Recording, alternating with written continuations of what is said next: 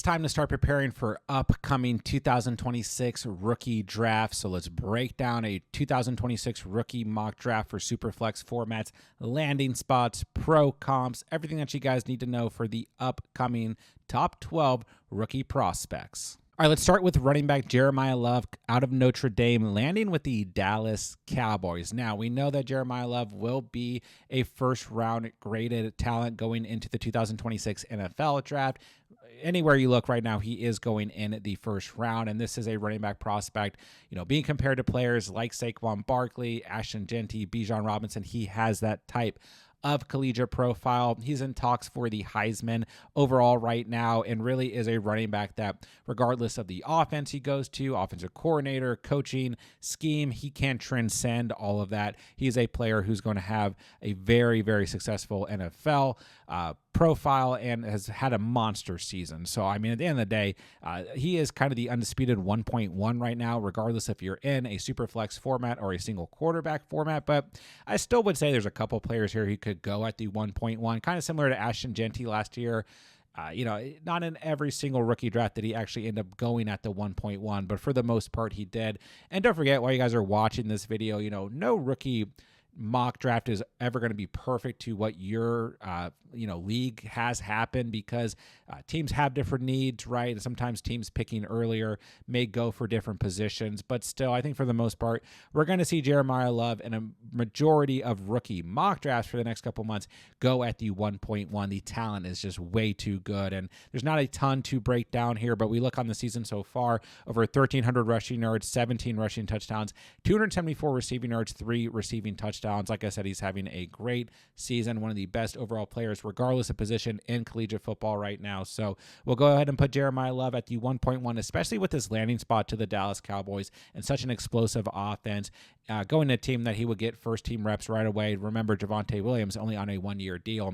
Even if Javonte Williams is brought back, Jeremiah Love would end up being the guy. No disrespect to Javonte, who's had a productive season. But once again, this is the best player in most people's eyes in this overall draft class. We'll put him at the 1.1 overall. I'm moving to the 1.2. We have quarterback Fernando Mendoza landing with the New York Jets. This is a player with great velocity, great ball placement, which has been on display throughout the course of the year, even against very good collegiate defenses and, and against very clutch situations he's come up. He just looks pro-ready at the end of the day, calm, decisive, in control, very good accuracy on top of all of that as well. So he just looks pro-ready, looks the most complete in terms of a potential NFL quarterback going into this draft class. We look on the season so far, over 2,600 passing yards, 30 passing touchdowns, 5 interceptions. So I feel like, the concern here is that maybe he's just a bit too safe. Maybe not the best fantasy style quarterback. I think a lot of comps here are to a player like Jared Goff. What's the real ceiling? What is the upside here? Then again, going to the Jets, I guess this is a great offensive situation. He's got Garrett Wilson there, so he at least has a alpha wide receiver one to throw to in this potential landing spot. And I do know enough Dynasty drafters that they're okay with the floor. They're okay with potential consistency at quarterback. They're not always looking for a dual threat player. So I think Mendoza at the 1.2 is perfectly fine. I do think there are other quarterbacks that we'll talk about that could go in front of him. Plenty of wide receivers that could go here as well. But in terms of a quarterback needy team that's rebuilding, if Mendoza's there, I could see him going at the 1.2 in a lot of upcoming rookie drafts. Next up at the 1.3, we have Jordan Tyson, wide receiver out of Arizona State, landing with the Tennessee Titans. This is a wide receiver, great size, great overall speed. Really doesn't seem like there is anything that he can't do in terms of his playmaking ability.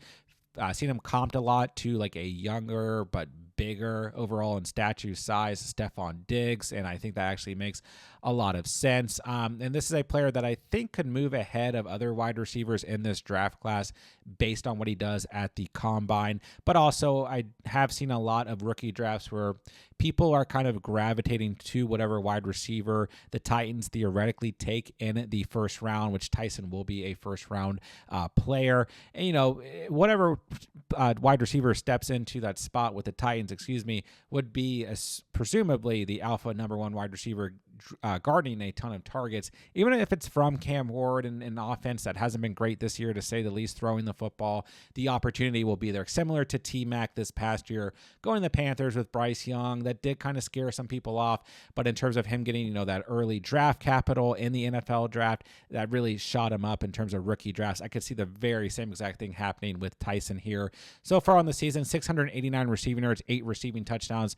Previous season, over 1,100 receiving yards, 10 receiving touchdowns. He's about on the same pace here. And really, this is a player who I think will be, elevated in draft stock once again if he does land to a player like the Titans. But if he doesn't, this is a player going to be an absolute steal if he starts to fall to like the 1-4, 1-5, even later in rookie drafts. This is a do-it-all wide receiver. Very good profile here, and a player that I could definitely see going as early as the 1-3 in upcoming rookie drafts. Next up, we have wide receiver Carnell Tate out of Ohio State, landing with the Pittsburgh Steelers.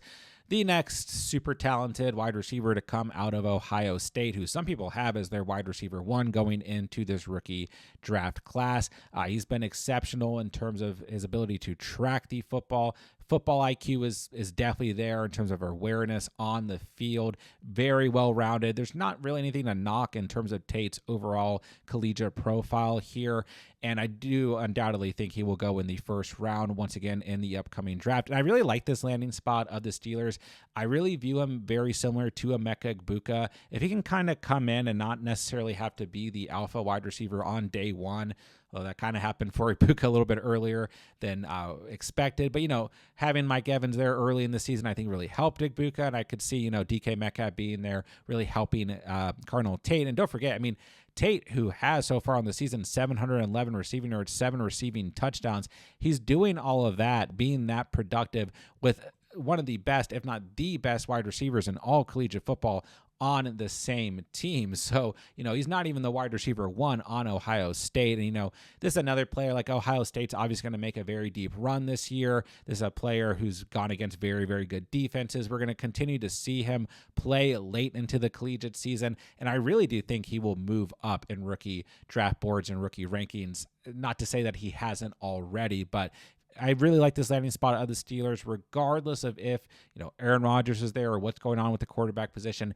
Tate is a player who can produce from day one, even if there is another alpha wide receiver on the field. We've seen that so far in his time at Ohio State. And think about like JSN, a player coming out of Ohio State, didn't necessarily blossom in year 1, had other wide receivers in front of him. Ironically, DK Metcalf, but also Tyler Lockett, right? And then now, after a few years, has really just, blossomed into the best wide receiver in fantasy football this year. So I don't know, maybe that's too extreme of an example, but Tate definitely a player worth taking as early as the 1-4 because the raw talent is undisputedly there. Next up, we have Donta Moore, quarterback out of Oregon, and landing with the Cleveland Browns. And I forgot to mention I did use an actual NFL mock draft for the upcoming 2026 NFL draft. And for most of these players, I used the exact teams that they were drafted to in that mock draft. There are like 1 or 2 players here who didn't go in the first round, so I had to look elsewhere. But this specific draft had the Browns trading up with the Giants to go ahead and select Donta Moore. And really, we're looking at the Jets, the Browns, the Raiders as the top teams to take an early quarterback. Once again, Donta Moore will go in the first round of the upcoming NFL draft. And he has ability to just put the football through incredibly tight windows, like very pro-ready windows in terms of throwing the football. Ball placement is off the charts here. Arm strength also probably the next highest quality for him in terms of arm strength. Looks very pro-ready. But on top of all that, he just looks like a pro-ready quarterback in terms of his confidence, the way he carries himself week in and week out. So he is going to be a player that will go very early, like I said, in the upcoming 2026 NFL draft. And if he can go to a team maybe like the Jets that does have a true wide receiver 1, I think that'll help him. I think some people will be kind of worried here with these early round quarterbacks.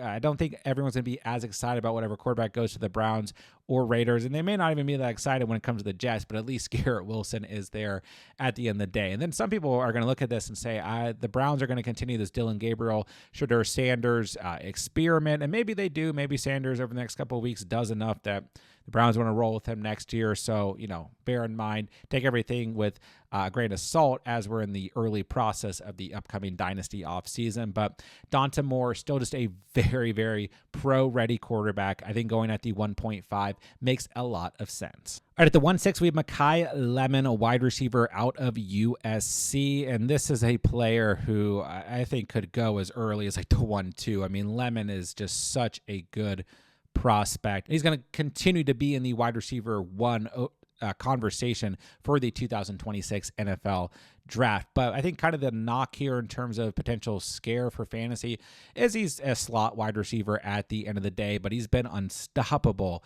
as a slot wide receiver. We look on the season so far, already over 1,100 receiving yards, 10 receiving touchdowns.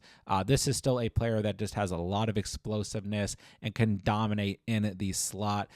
So maybe he doesn't profile as a true number one alpha wide receiver. You see the height there at 5'11", 195 pounds, but still this is a player that can come into a team like the Panthers who need a slot wide receiver. That Dave Canales offense loves to throw to the slot wide receiver, and Jalen Coker, Hunter Renfrow, Adam, whoever's been there throughout the offseason and this year, just it hasn't really been able to get it done. If Lemon can come in here and play alongside T-Mac, I think that's actually great for his fantasy value. And he's been so productive this year with USC that, he's going to be a day one wide receiver in terms of the upcoming NFL draft. So maybe he's not a big body wide receiver.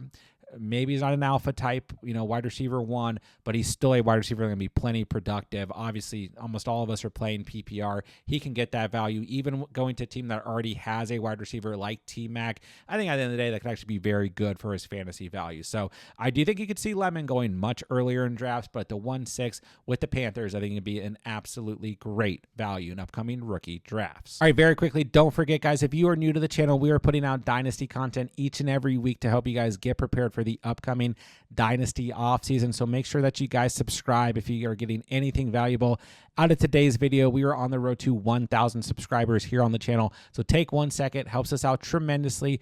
Do us a big favor. We greatly appreciate it if you guys hit that subscribe button down below. Next up, we have quarterback Ty Simpson out of Alabama, landing at the 1.7 and landing with the Raiders. So once again, the Raiders more than likely going to be looking to draft a potential franchise quarterback, and he looks just as pro-ready as any of the other quarterbacks that we've talked about in today's video. Been just very impressive what he's done with Alabama this year. Goes through his progressions, maybe the best out of any of these quarterbacks in terms of NFL potential ready in terms of going through progressions, but handles the blitz very well and has the ability to definitely be just a very fluent quarterback. Once again, this feels overall pro ready. But we look at it here on the season so far: 2,900 passing yards, 22 passing touchdowns, 4 interceptions. He still just feels like a very safe player. There's not a ton of upside here in terms of fantasy. And I think most drafts out there, most rankings out there still have Dante Moore and Mendoza in front of him. But I could see, once again, if you like the quarterback going to the Jets better than the quarterback going to the Raiders or the Browns, or maybe one of these guys ends up somewhere else, if you like those landing spots better, I could see really any of these quarterbacks going at any point in the first round of upcoming rookie drafts. So I like Ty Simpson as much as the other guys here, but it's just going to depend. Right now, my least favorite landing spot is probably the Raiders. We'll see how things shake out. It's definitely going to depend on landing spot, combine, all this stuff that we see over the next couple months. But for the purpose of today's rookie mock draft, we have Ty Simpson at the 1.7 overall. All right, next up, we have running back Jonah Coleman out of Washington. This is a player, he had a 5-touchdown game this year against UC Davis. Maybe not the best defense in the world or anything, but still, this is just a player, 5'9", 228 pounds. He is a powerhouse running back, and a running back that undoubtedly looks NFL ready, can take first team reps right away. Very good at absorbing contact, but still maintaining that downhill traditional running back style. But also, big thing here, his pass blocking, very good. That's something that NFL teams are going to absolutely love about him, that will elevate his draft stock. I don't know if he's going to go in the first round necessarily. I think he's the only other running back. I mean, there's maybe one or two other guys we could mention here, but he's the next most capable running back of going in the first round in the upcoming NFL draft. But still, in terms of a second round talent, he will go in the second round for sure, and that's what's expected in terms of where he's what we're looking at with Coleman right now. Excuse me, but that's not bad for running backs like we've seen in recent years. Second round running backs can still be plenty productive when it comes to fantasy, and I think that the Vikings, this landing spot here, sorry I forgot to mention that, makes a lot of sense here. I think it would fit very well into that KOC offensive system at the end of the day, and obviously they're looking for running back help with Aaron Jones aging and Jordan Mason just not really having that same explosiveness and being just a true RB2. But on the season so far, only 651 rushing yards, but he's averaged 4.8 yards per carry, but 14 rushing touchdowns. And this Washington offense has been relatively underrated on the season so far. But the other nice thing here is he does have some good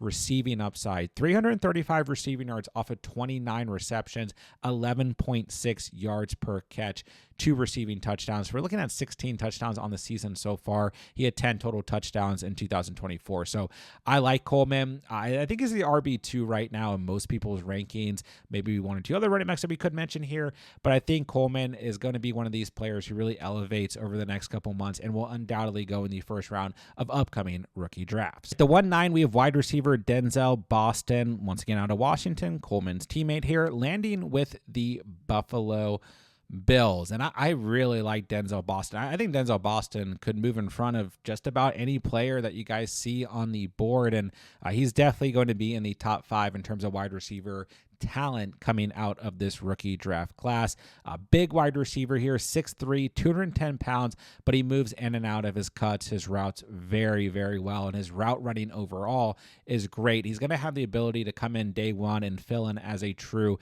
X wide receiver for any team. And then once again, he creates mismatches on a regular basis against most cornerbacks due to that size. So this is a player just like you think of him as a true prototype wide receiver. Seen him comped a lot to like a DK Metcalf. So goes to the Bills here, and I do think that would be a team that would elevate kind of his overall draft stock. But I have also seen him comped a lot landing to the Patriots. So either team there I think would be really good for Boston in terms of his potential fantasy value. But yeah, I can't say enough good things about Boston. 730 receiving yards, 8 receiving touchdowns, 14 yards per catch so far on this season. Really can't say enough good things here. Kind of just fell back here, but I think that the Bills would be a really good landing spot for him and a player that I really, really like for upcoming 2026 rookie drafts. At the 110, we have Casey Concepcion, wide receiver that I really like here as well, falling to the Baltimore Ravens, and some people viewing him as the most underrated potential first-round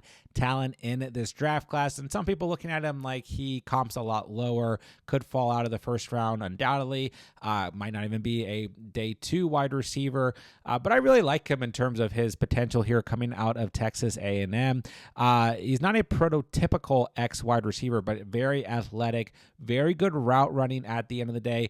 Kind of one of these players that feels like he could come in here and just be like a versatile kind of chess piece. Don't exactly know if that's great. I've seen him comped all over the place. I've seen some people say his floor is like Trey Harris. I've seen it as more of a solid player like Zay Flowers. I've seen his ceiling as high as like a Quentin Johnston, which might not be great. And I've seen his ceiling as high as like Antonio Brown or somewhere around like a Tyler Lockett. So, you know, I think all over the place in terms of his skill and athletic catches. If he lands to the right team, he could definitely be utilized correctly and end up being very fantasy productive for that reason. So I do think a landing spot like the Ravens would make a lot of sense and give him the ability to be fantasy relevant. 829 receiving yards on the season so far, 9 receiving touchdowns. Texas A&M is a team that can make a run here late in the season, and ultimately he will continue to have production and kind of be in the spotlight. So I know not everyone's going to love this overall 1.10 spot for him, but I do think he is a player that can continue to make waves over the next couple months, has that athletic ability. If he lands to the right team, like the Ravens, I've also seen him land to the Bills in mock drafts out there, then I do think he could push himself into the first round, undoubtedly, of upcoming 2026 rookie drafts. At the 111, we have Chris Bell, wide receiver out of Louisville, going to the New England Patriots. And quite frankly, Chris Bell might be my favorite wide receiver in this entire class. 220 pounds, 6'2". He's an absolute freak at the end of the day. Go back to that Louisville upset win against Miami. 9 catches, 136 receiving yards, and 2 touchdowns. Like, we've seen him have those big overall statistical days in big moments, and he's kind of built like a linebacker at the end of the day. But his after the catch ability is undoubtedly there. We've seen him comp to a lot of different styles of wide receivers because he's kind of a unique wide receiver. But I've seen a lot of like Deebo Samuel potential here as well. But he's got 4.4 speed despite, that big frame and everything at the end of the day. So landing spot going to be important here. But this specific NFL draft had him landing with the Patriots. And once again, I feel like the Patriots are just going to be one of these teams that they do draft an early day one wide receiver, which I do think Chris Bell will be a day one wide receiver. I do think that fantasy managers will gravitate towards whatever player at the wide receiver position the Patriots do take, just with the season that Drake May is having and how much they've thrown the football this year. So it's a great landing spot. This is a player that I could see going a lot earlier in rookie drafts. I've seen people have him ranked a lot higher in terms of who are the top 5 wide receivers. So I like Chris Bell a lot as well. 917 receiving yards, 6 receiving touchdowns on the season so far in that Louisville offense. So I think it'd be a steal here at the 111, especially with the landing spot of the Patriots. But there's really just a lot of unique wide receiver talent in this upcoming